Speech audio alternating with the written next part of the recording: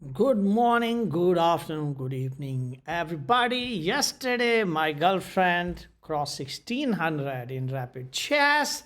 Was a basically she was reaching a plateau of about 1400 for quite a while. It's been like a year, and then I had one session with her to let her cross 1500, 1600, and then on her own without any change she crossed 1600.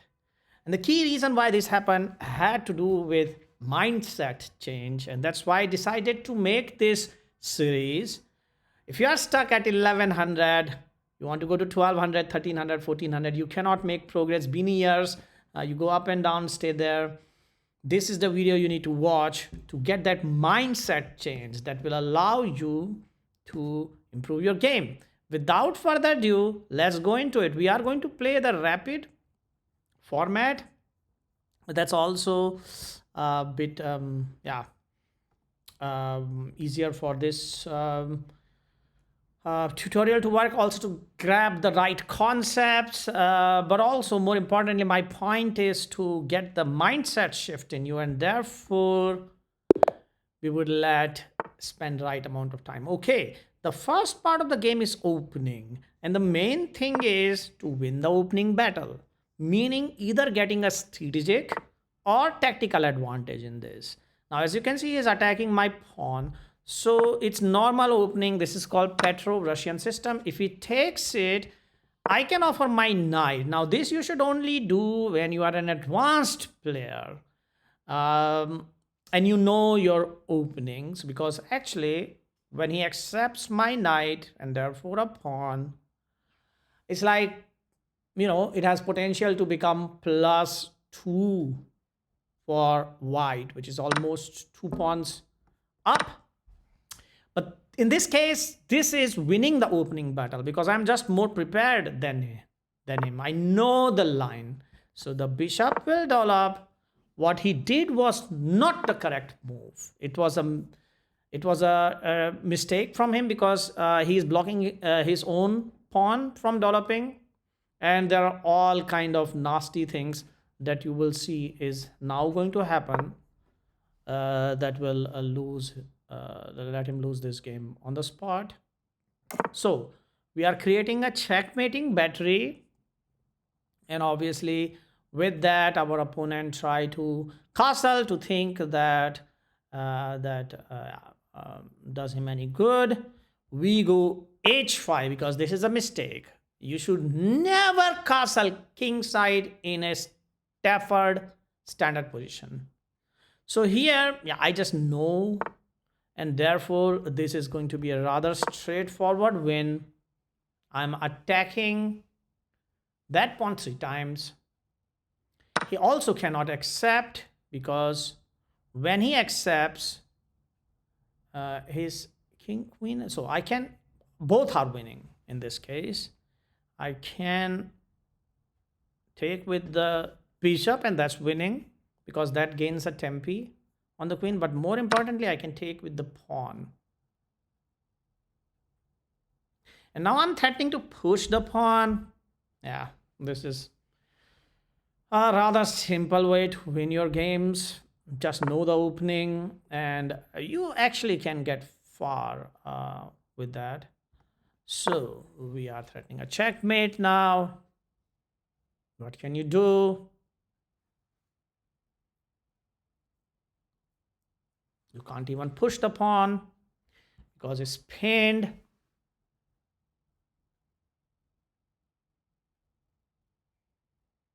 And at this level, just by knowing the opening principles, you will be able to score a victory, which is basically queen going here.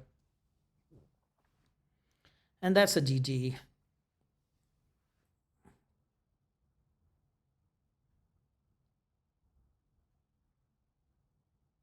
Because our opponent would not have a lot of moves left. So far so good. And as you can see that this bishop d3 was the critical mistake, because that is blockading his d-pawn, and as you can see that is blocking his bishop from developing, which is why all of this attack is possible. So now he can spend some time. I will fast forward it for you, and while he does all of this, I will just checkmate him. Okay, so far so good. We'll go to the next game, and you could also review the game if you like to. I mean, why not? So we could just say analysis, and I think we are on analysis, right? Which tab are you at? I think we are at the right tab. Could just push it here. If we just analyze, what we will see is that, yeah, as you can see, it was plus plus plus plus plus plus, and then straight away into minus essentially, and we were 85% accurate. Our opponent was 63% accurate, and that's basically the reason why we won.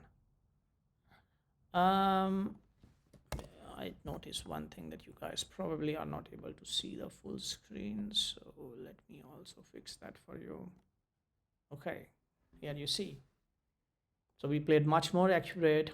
We knew the opening, and that's basically, yeah, you should also, one of the things you should do is to analyze your games. But yeah, knowing your opening will make you win a lot of game. But nonetheless, that's not the only reason why you are here, because you probably already know all these openings. But remember, punish opening mistake.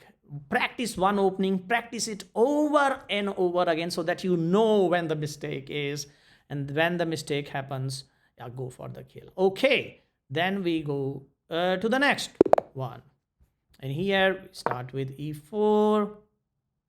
It's the consistent opening that I will be doing. We go bishop c4. I will be consistently in this whole series doing the same opening. My idea is not to teach you the opening, but the mindset, and therefore you can choose an opening of your choice. Now, what the black has done is he has pushed his pawn too many times, and with that there might be a potential problem. You already know that this is a mistake. So how to punish this mistake? What he's threatening to do is to trap our bishop. The natural reaction would be to push a3. That's a candidate move. And now we are going to understand that when you sense that something is wrong, just don't evaluate one move, because that is something that the opponent also saw. So we are going to look behind for a checkmating threat, because that's the second candidate move which is possible in this position. And then he has to develop it. And then, is this the correct defense, is something that you need to ask yourself. Is this an immediate way to exploit? And now what is important is for us not to blunder. So we would create an escape square for our bishop. Now if you see, our two pieces are developed, whereas for black none of the pieces is developed. It's just the pawn march which is happening. So he's already behind in this. And then the black attacks at the center, another pawn move. So what should we do? Now, one of the things we could do is to just focus on development. And that we can do by pushing the pawn, because it is allowing our bishop to develop, although it's a pawn move. We could also have done knight, and that was a way to win, because he will be just so much behind in development. But in this case, this is also fine. Okay, so now black notices what we are trying to do. So it comes with own tricks to try to trade queens. We will develop to make sure that after the queen trade, we have three pieces developed, while black is on home square still with most of the pieces. Now we are being attacked. So, a natural reaction for a lot of people will be to retreat. Always look for forward looking move in this part. So, now we have transitioned to the middle game. In the middle game, do not retreat. Find activity. Find moves that move forward. Because when you move forward, you are more active. If I would have retreated to B1 or even A2, you are becoming less active than you already were. The objective of the game is to be more active, not less active. So, trade, and now you can see we are super active. All our pieces are eyeing. And now at this point of time, again the question to ask, what is the most attacking move? So developing this bishop allows us to be on this long diagonal. And then the black continues to his plan, and then we complete our development with this last move, which is completing our development. And now we are transitioning to the late middle game.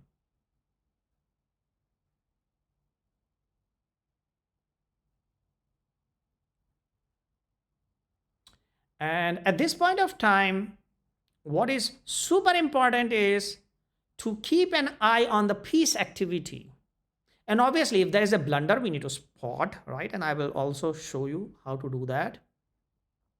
Because, the only way that the chess ends is by somebody making a blunder. Otherwise, this would never work. So, this knight move, is this a blunder? That's the first question that you need to ask. It seems like it is. Because we can move our rook to a more active square like so. And we can create tactics. So there are two ways to win a chess game. Either a tactical win or a strategic win. Now since black is just randomly moving few pieces here and there, it's quite likely that this will be a tactical win. Then we are able to take this pawn because of the pin.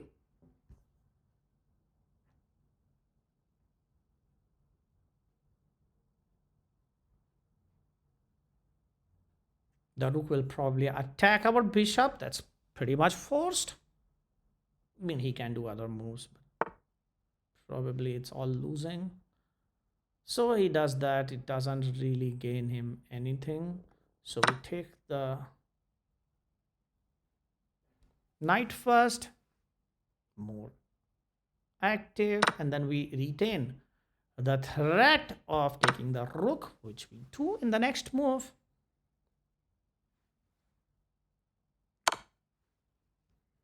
And then after this stupid move, we get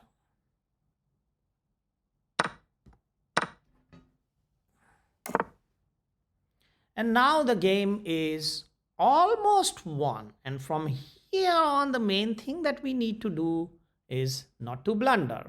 So as you can see, this bishop, our bishop could be under threat. So one of the thing is we could just try to move the bishop to a different square. That also is winning.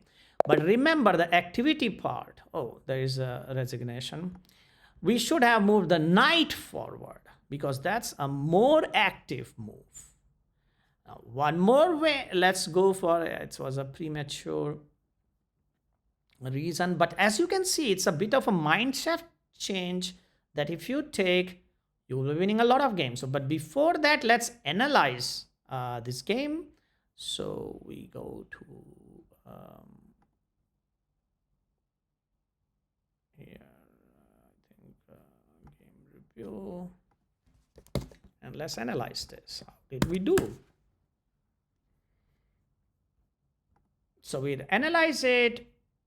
We saw that, yeah, I mean, you can see the graph. I mean, it is for this account's not allowing us to exactly show the score, but as you can see, we At 3 inaccuracies, he had one blunder which we exploited right away.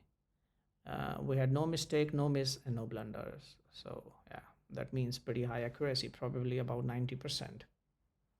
Well, with that, remember, always analyze your game because you will learn.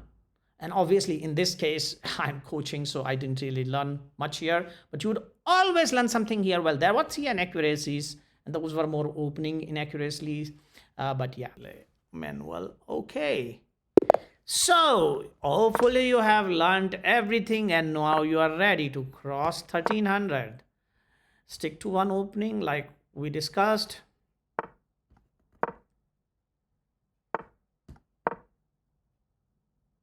It's like a normal Italian position.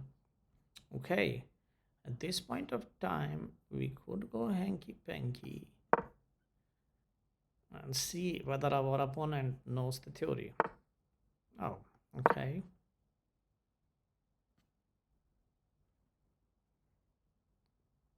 Yeah, at this level, a lot of games you can just win by opening. Okay, let's move forward like we discussed.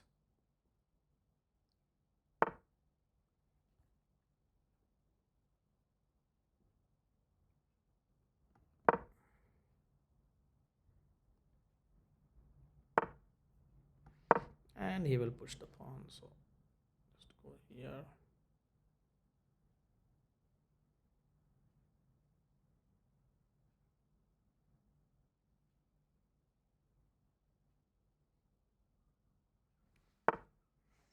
Okay, so now we are in the middle game, and as you can see, it's a fairly tactical position. It's a bit of a strategic issue for black, because I can open him up. I can always long castle, which I don't want to now because he has space advantage. So we'll continue our idea of moving forward, finding the most active moves. Just go behind.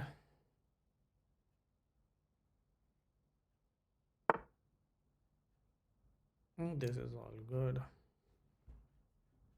He can take if he like to, it's no issue.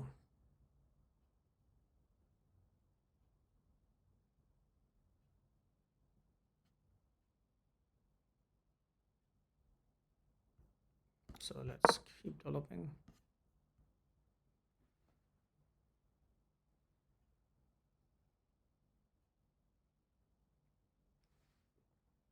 So now this complicated sequence, and now he made a mistake because it's actually fairly equalish game. It's a strategic mistake though, because we can go pawn march.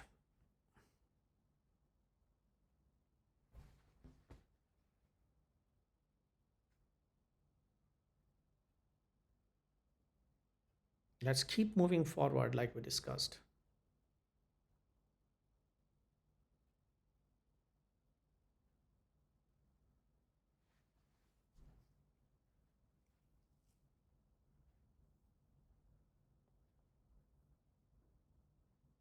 Our king is actually doing okay in the center. That's quite some pieces that are all next to each other. So we feel safe.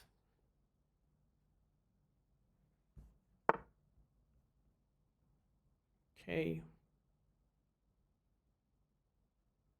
So let's spot a tactic. Do we have a tactic? Which we don't see. Okay. Well, you know what? I see a tactic. It's a bit dubious. But okay.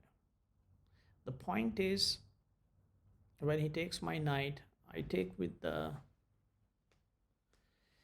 H pawn, I push the G pawn, and then I have the H file available for myself.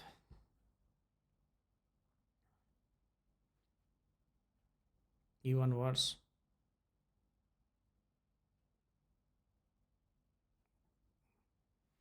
I think he wants to remove my knight or something. I have no idea. Now these are the rare occasions where we have to do a retreating move, because it's also attacking at the same time. Normally you should always move forward. Now in this case, we kind of know what we are doing, so tempo, and then we are able to win. So a retreating move are not necessarily backward, like wrong on their own, as long as there's a tactical sequence which is winning, which was the case in this case, like you can see.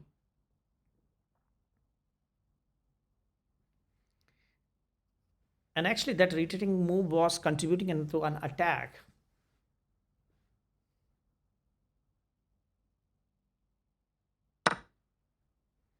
And now he tries to give up. We take.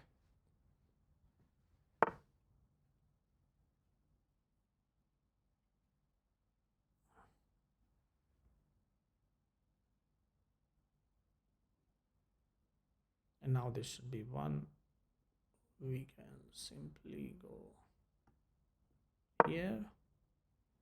It's a very strange move, but the idea is that we are going to bring the queen to the h file. That's our idea.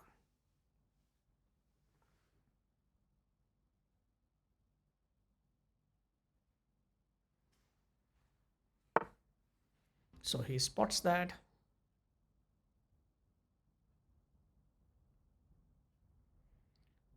I think it's still winning. When I take, he take, I push.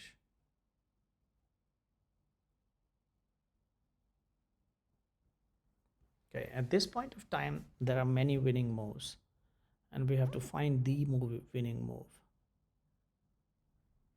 So what the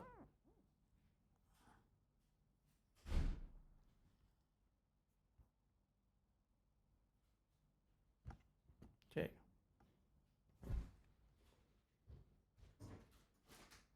So let's first move to execute the threat. We are threatening a checkmate, so he has to shift. It's just forced.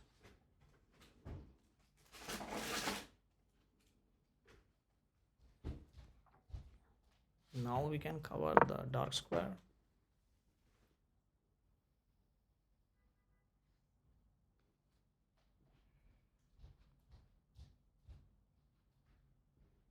He can't take because that's a mate.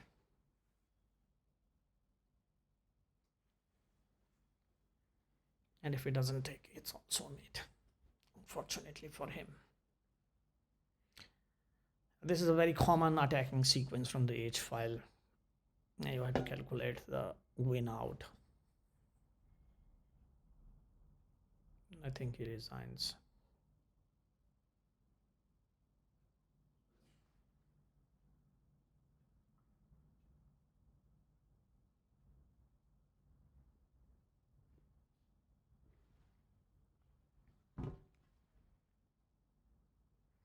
And with that, you get a bit of an idea. Every move needs to have a purpose. And the purpose is very simple: activity. Gain the activity, move forward. Backward move only do when you have a concrete plan that is basically doing a purpose.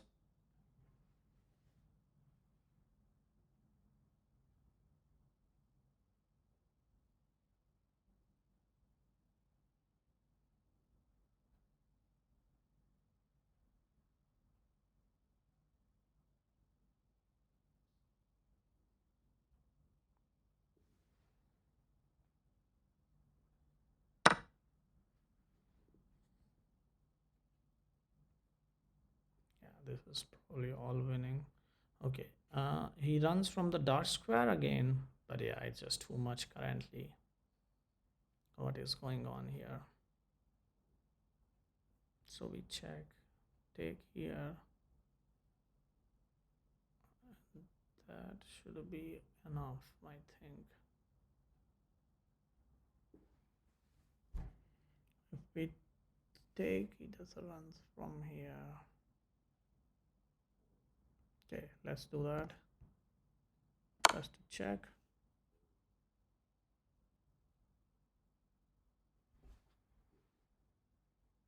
Runs to the dark square. Checkmate. Right, guys. Until next time.